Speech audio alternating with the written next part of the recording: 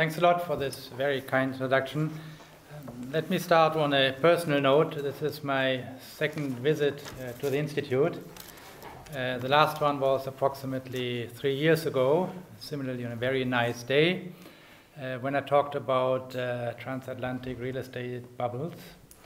And I remember still that at the time I was able to convince about 1/2 of the audience that Ireland was in the midst of a really gigantic bubble. And I didn't know when it was going to burst, but my prediction then was that it would take at least 10 years to digest it. And I stand to that prediction. Right now, I also perhaps want to be a bit forward-looking. I don't want to talk about the mistakes of the past and why the bubble wasn't seen and so on and so forth. Actually, I wanted to analyze some of the key economic issues that one has to deal with if one asks the question, can Ireland pull through this without a default, basically? And as you see on my title, I'm actually cautiously optimistic. Perhaps not in absolute on Ireland, but I always look at Ireland as a comparator country to the other peripheral countries, Greece, Portugal, and Spain. And among those, I think Ireland has the very best chances. And that would be my main message today. So let me try this machine here. Now, perhaps a bit stronger. Sorry, I have to point it. Right. So the key points I wanted to make is on the bubble. I thought I dealt this last time. It's more a question of taking stock of the adjustment so far. And my estimate would be so far so good, because pretty quick. And especially the external adjustment. That is my mantra, really, that the external adjustment is key for solvency, that the external adjustment is very far progressed and is not so bad. Doesn't mean that that's it. Many other things have to be done over the next 10 years. The mortgage market, of course, Ireland has to wean off itself from the cheap ECB funding and so on and so forth. But my point of view would be that by next year, approximately, the worst could be over, and I'm not one of those who thinks that the markets are always right. I think they will see that they might have been wrong, but that is still to be seen, and we'll discuss perhaps later today some of the more political rather than economic obstacles which might arise on this path towards getting over the hump. No, again once more.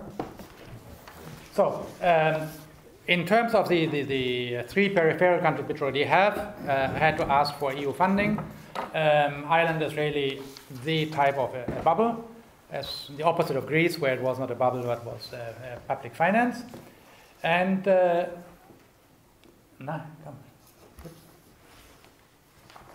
I think. Pointing towards the laptop. Well, very precisely. Yeah.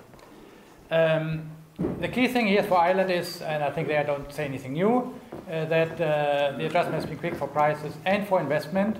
And my mantra has been already 3 years ago that the key thing to look at is not so much prices, but how much investment has actually taken place. You can have a country like Spain, where house prices have increased as much as as France, where house prices have increased as much as in Spain. Very little construction, little problem. Right? So the key point is always the real sector. Yep, voila. And for me, there are two ways to measure the damage a real estate bubble can do. That is the value added in the construction sector, which is the impact on GDP, measured growth rates. And the second one is on gross fixed capital formation in the sector, which for me measures the waste of resources going on. I don't talk about employment, which is of course from a social point of view very important, but that is not my main concern today. Okay. Here you see the contribution, if you want, of the construction sector to GDP, which has not been that large.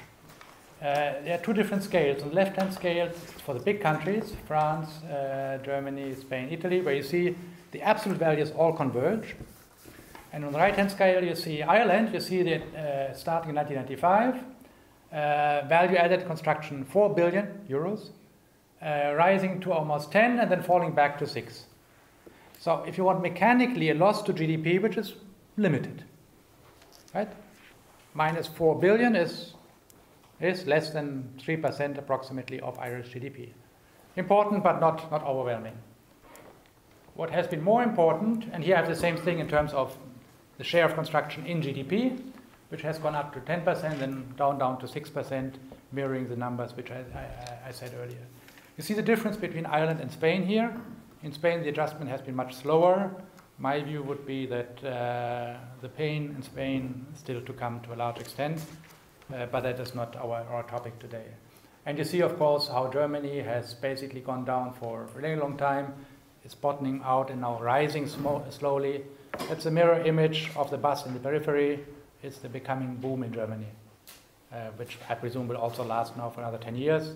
For Germany, really, policy making is easy now. Like Ireland. Think Ireland and Spain 10 years ago. The revenues roll in, full employment, everything looks nice.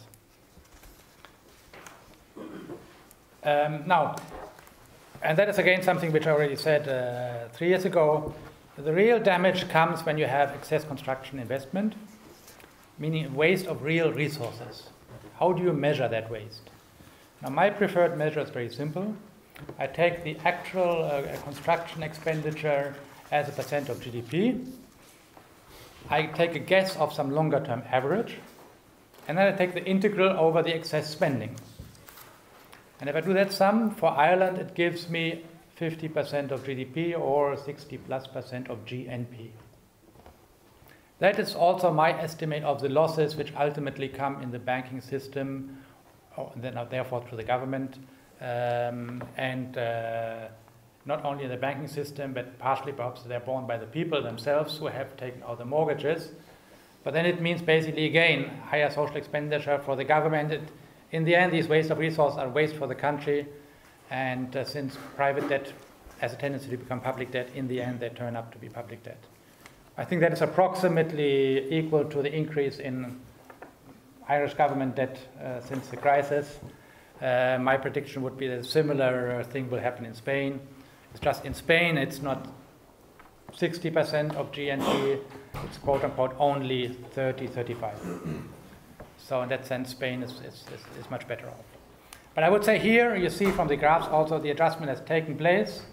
There's no big further falls to come from that sector. And the question is now, can the country digest these losses? And here, we come to my second key point, which is who bears these losses? And that is essentially the question of who financed that real estate investment, that waste. And in the case of Ireland, it was mainly domestic savers. I don't care now whether the domestic savers financed that directly or not. I'll come back later to that. But indirectly, I know that most of it has to be financed by domestic savers because the savings rate in Ireland has been rather high throughout the boom.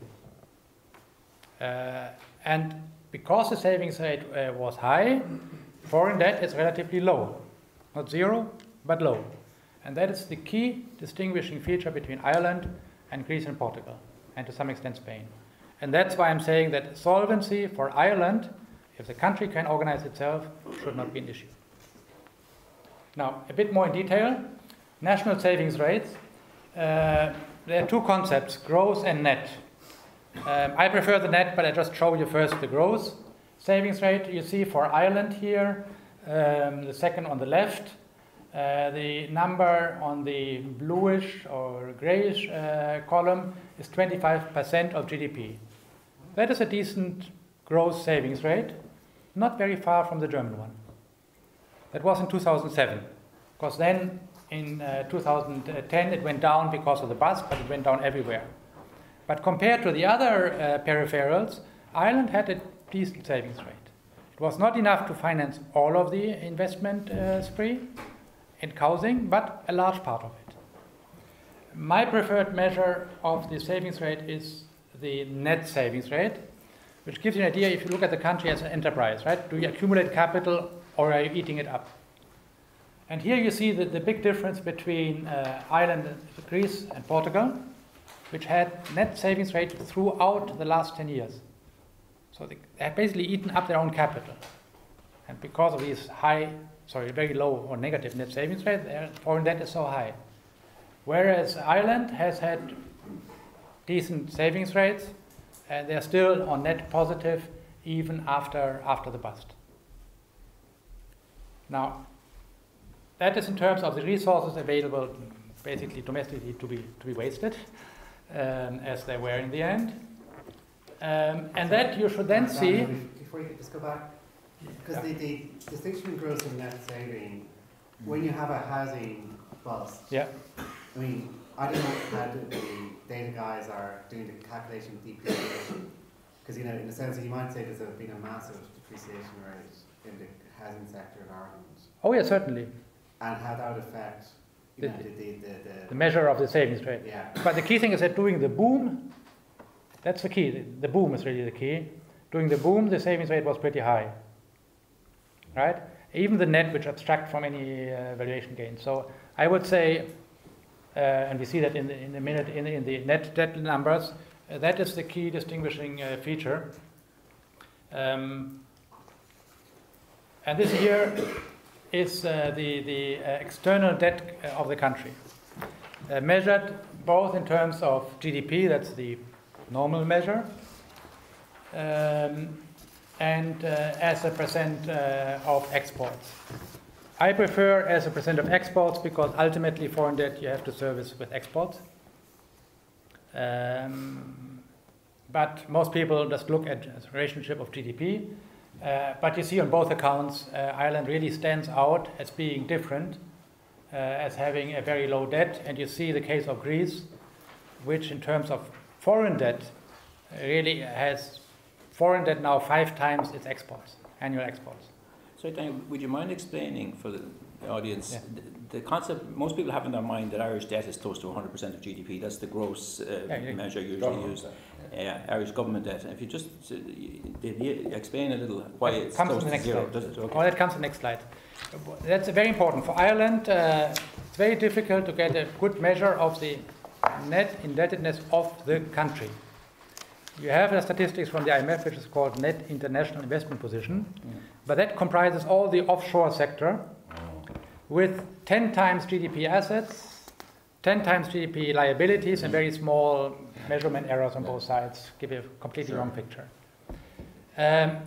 My view is that if you want to know how much indebtedness the country has accumulated, you look at the sum of the current account. It's accumulated current account balance. There's one, I don't want to slow you down. There's one thing that concerns me about that, and I know the statistics aren't really there. One of the things that the Irish private sector did over the last 10 years is it borrowed heaps of money abroad to invest abroad in stupid projects abroad, and that money's been lost. For example, one of the small banks that went bust here was called Irish Nationwide. It wasn't the big one. They actually borrowed mainly in London. They also lent heaps of money to guys in London who blew it on stupid property investments in London. Now, accumulating the current account doesn't take that factor into account. And I don't know how big it is, but it's not trivial. And you see that in all of the administrations and receiverships that are going through the High Court now, with various builders going bust, and banks and NAMA and so on taking them over. The assets which have been written down are all over the world, but the bank liabilities are here. Okay, that in principle one should find on the bank balance sheets. I would love to have those numbers, but it's very difficult already to get. They would change your happy figure for external debt, though. But it's not clear how big they would be in the context of the overall balance of payments. I mean, big. The sum of the accumulated current account is 30 billion over the last 30 years. Now, if they manage to do like the German banks, they borrow 500 billion, invest 500 billion and lose 100 billion on that. which is possible, then of course the picture changes. Yeah, well, if your number is 30, if you look at the amount of money that was lost in London, the amount of money that, I mean, in Budapest there was a largely property bubble that was driven in part by the Irish banks and people that were lent to the Irish banks. I don't know what the figure is, Daniel. I'm just saying, relative to 30, it mightn't be as small as you think. Okay, I can measure it. That's the Icelandic scenario. I'm obviously going to have a more difficult task than Martin has. So I'm concentrating on what I can see from the flows. And this leads me to the second point, or to the corollary of this.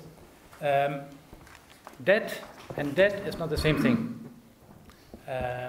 Domestic debt, if domestic public debt, you can always pay.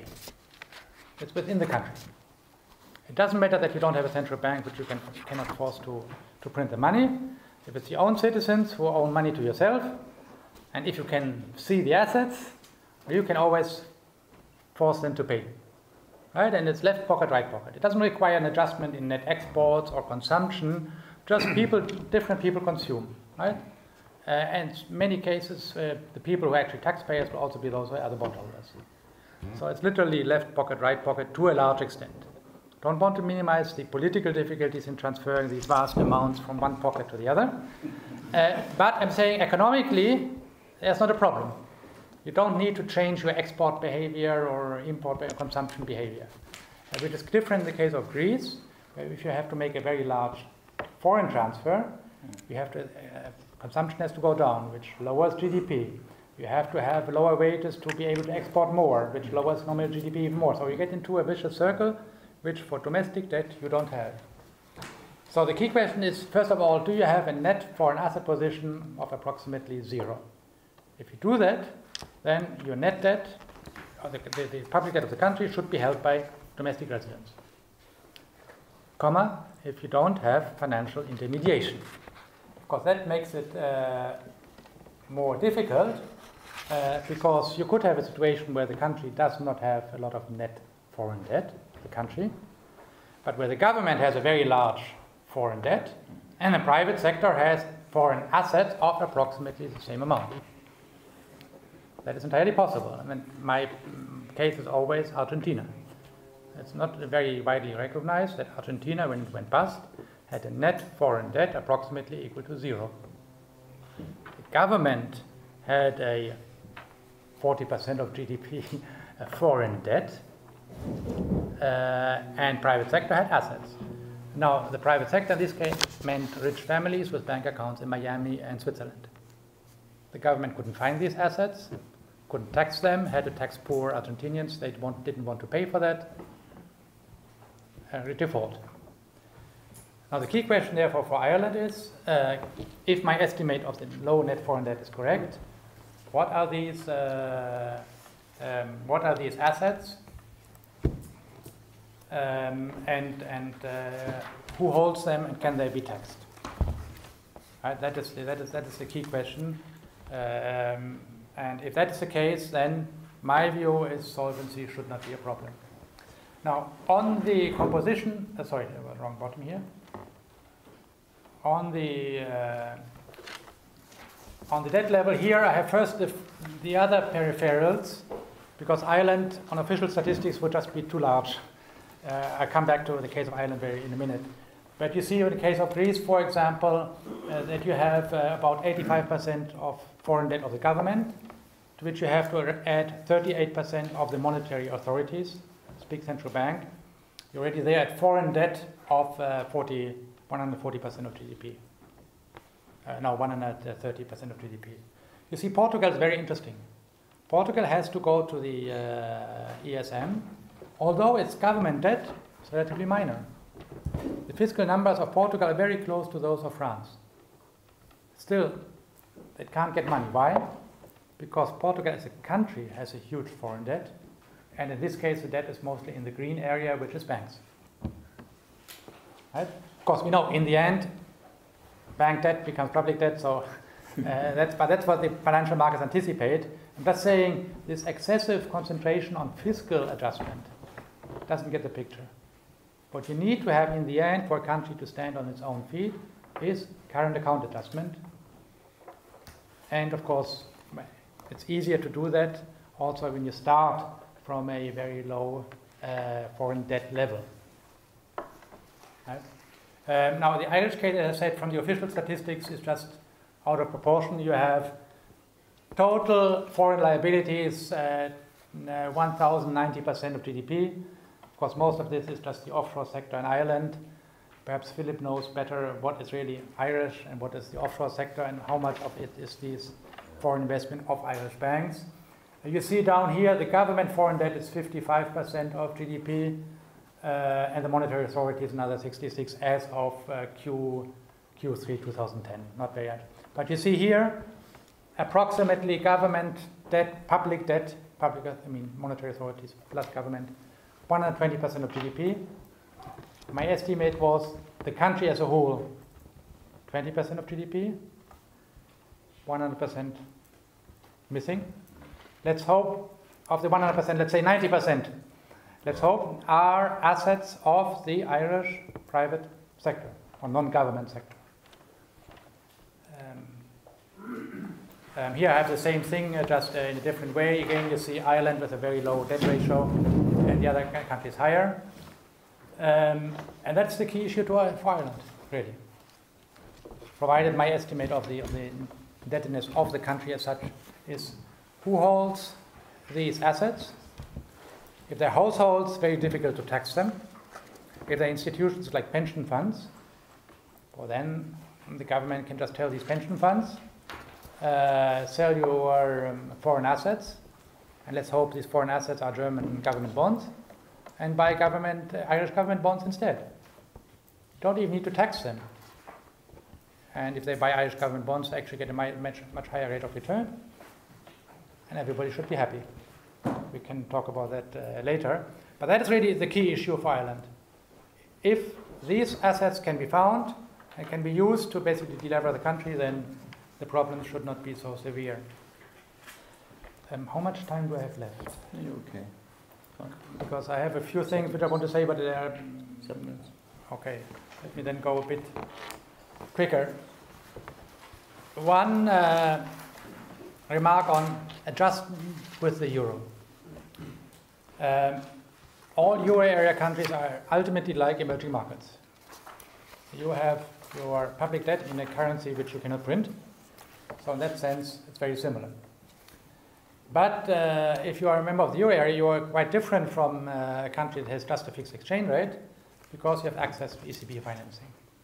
I think that by now in Ireland everybody has noticed. I don't need to say a lot. But it is very important because this access to ECB financing creates deceptive, I call them islands of monetary stability. Low interest rates in an otherwise crisis environment, with the cost of funding for households actually lower than for the government, which is a huge distortion. And there's no what's called a sudden stop for the private sector. Capital still is available. And you have an adjustment delayed. Is that better? On the first point, these islands of monetary stability. It's very interesting that if you look at the black line here, you see the interest rate in Germany, which was higher for most of the period than the line for Ireland. That's because in Germany you have only a fixed rate mortgages 30 years, and in Ireland you had adjustable.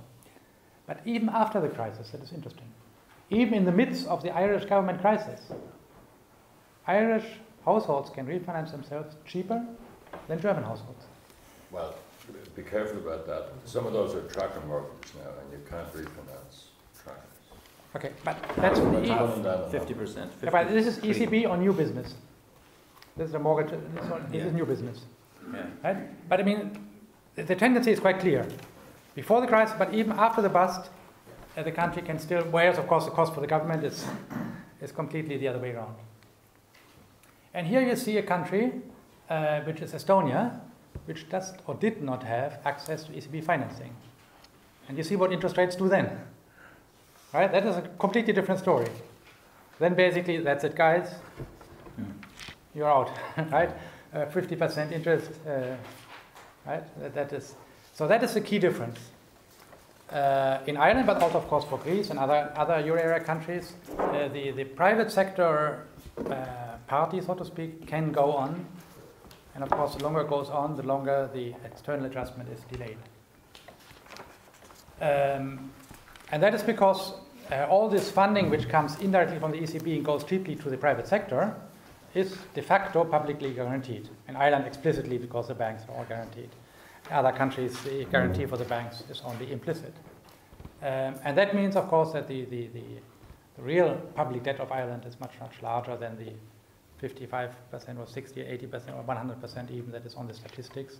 You have to include all the normal monetary financing through the ECB, and of course the emergency liquidity assistance. I don't want to talk about that today, which is really toxic, but essentially for the country as such, ELA is with a zero cost.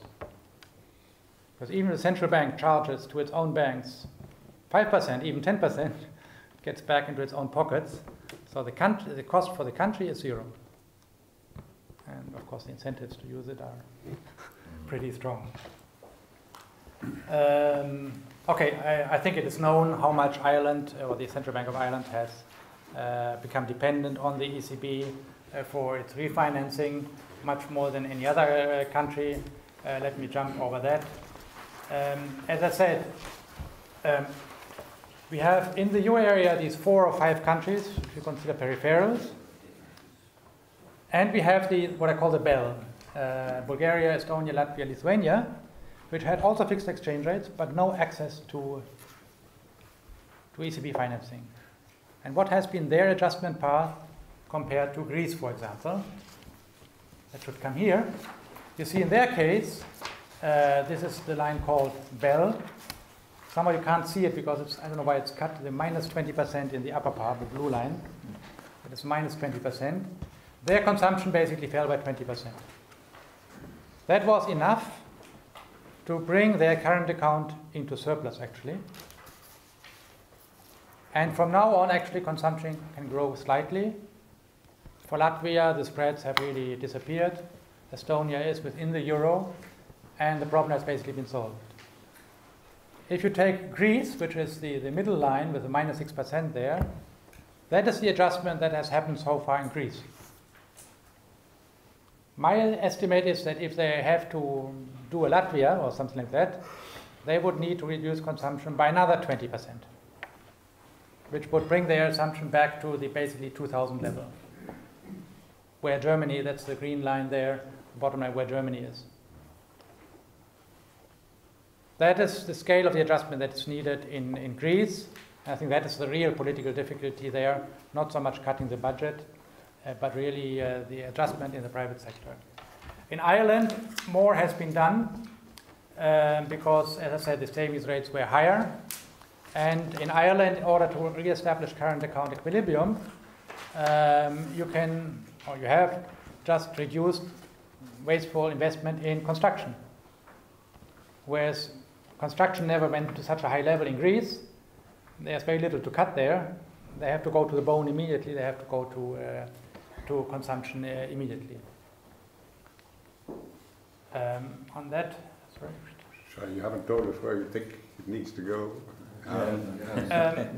In Ireland, to another 10%, but that is to have a current account surplus of, let's say, Baltic proportions, which is 5%.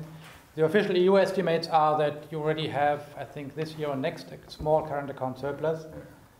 But I would say to be on the safe side, plus 5% would be nice, and that requires a further cut in consumption if you make some mechanical calculations. In the case of Ireland, consumption is actually only 50% of GDP. In the case of Greece, it's almost 70%.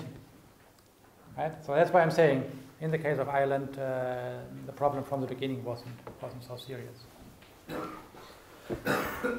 So, I repeat myself. If my estimate of the relatively low net external debt of the country is correct, and given that it's undisputable the country is already close to having external equilibrium, I see light at the end of the tunnel. Now, what is this? No, this was the one back. Now, what comes at the end of the tunnel? Not the nice weather we have outside here.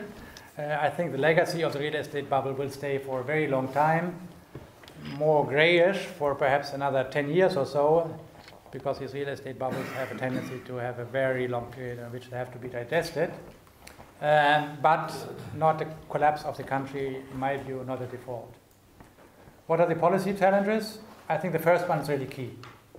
Find the foreign assets of the private sector and deleverage. If these foreign assets are pension fund assets, most of them are pension funds assets, they're actually pretty easy. You just tell the pension funds, buy government bonds instead of whatever you hold abroad. Can't, it's illegal. Sorry? It's illegal, you can't do it. But laws can be changed. Not EU directives, they can't. Okay, then you get a little help from Brussels. Tell the people, I'm willing to make your case. That should be, it should be feasible. The resources are there within the country. It would really be a shame if the country paid 6% on its large foreign debt, 100% of GDP, and its pension funds got 2%. That would be a transfer abroad of 4% of GDP each year. So a condition for the retention of the common currency area is the abolition of capital mobility. All right. That's it, yes. Okay. Good. Finish off first and then we come back. I think I have, there's of course more that needs to be done, okay. But I think to get over this hump, to get out of the acute crisis with acute doubts about the solvency, the first point is the key.